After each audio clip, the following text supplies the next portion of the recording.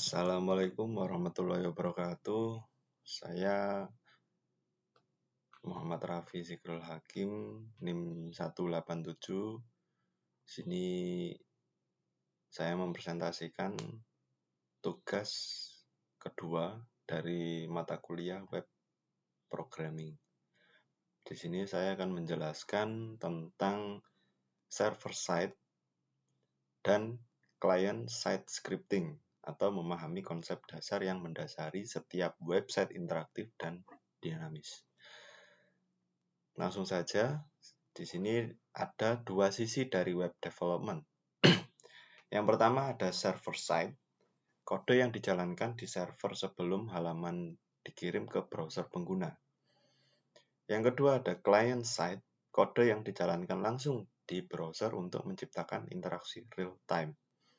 Kedua pendekatan ini bekerja sama untuk membuat website menjadi interaktif, dinamis, dan responsif.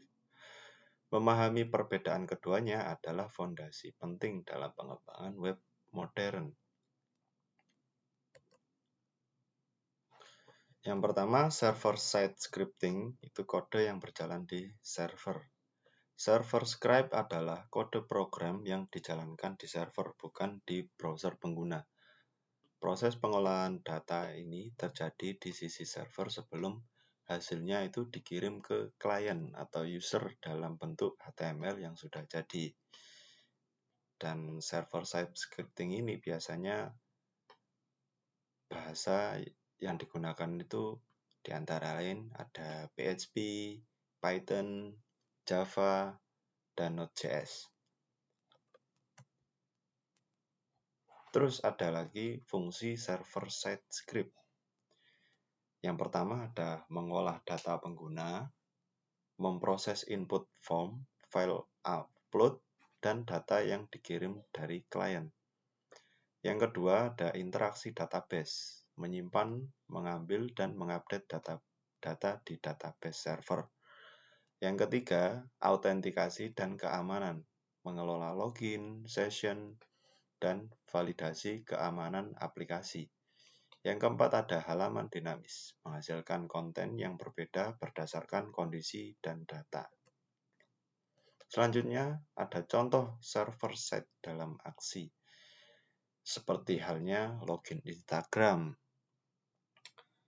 Login Instagram itu kan server memeriksa username dan password di database sebelum mengizinkan akses ke feed Anda, seperti ini.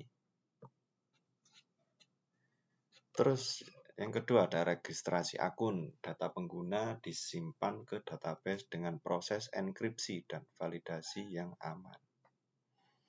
Yang ketiga ada daftar produk. Server mengambil data produk dari database dan menampilkannya dalam format yang rapi.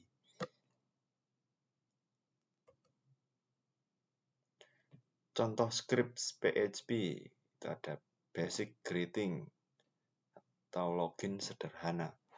Penjelasannya variabel nama menyimpan data, lalu echo menampilkan output, script dijalankan di server dan hasilnya dikirim ke browser. Terus untuk penjelasan login sederhana itu penjelasan server memproses data dari user dengan membandingkan input dengan nilai yang diharapkan. Selanjutnya ada client side scripting, ini pembahasan yang kedua ya. Kode yang berjalan di browser. Nah, apa sih client side script? Itu adalah kode program yang dijalankan di browser pengguna, bukan di server. Bahasa utama yang digunakan adalah JavaScript. Kode ini diproses langsung oleh browser tanpa perlu koneksi ke server untuk setiap interaksi, menciptakan pengalaman yang lebih cepat dan responsif. Selanjutnya ada fungsi client-side script tersebut. Nah, fungsinya itu ada interaktivitas, validasi form, dan manipulasi DOM atau DOM. Nah, untuk interaktivitas itu adalah membuat halaman menjadi interaktif dengan menangani event seperti klik, tombol, scroll, dan hover. Seperti ini. Nah, scroll ini Nah, ini ada animasi-animasi tersebut. Nah, ini yang dinamakan interaktivitas. Yang kedua adalah validasi form, memvalidasi input sebelum dikirim ke server, seperti memastikan email format yang benar. Yang ketiga adalah manipulasi DOM.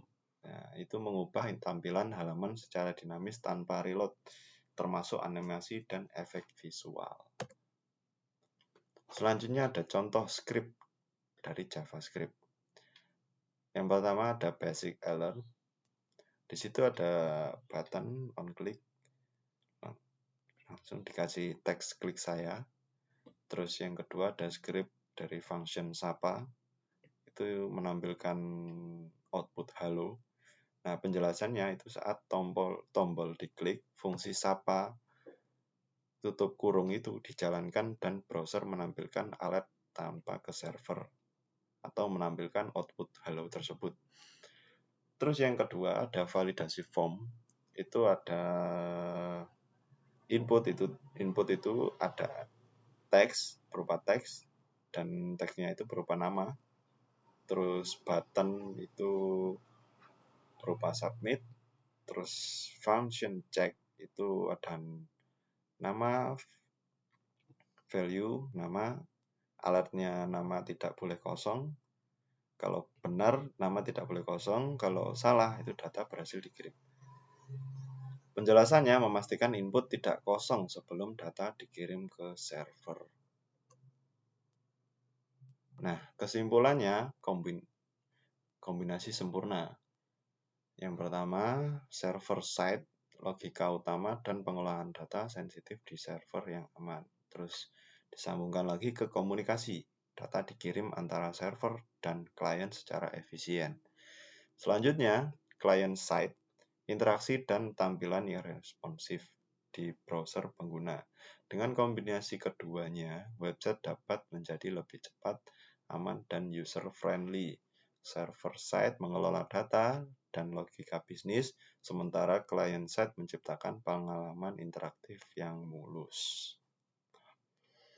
Mungkin segitu saja dari saya penjelasannya. Ada kurang lebihnya mohon maaf. Wassalamualaikum warahmatullahi wabarakatuh.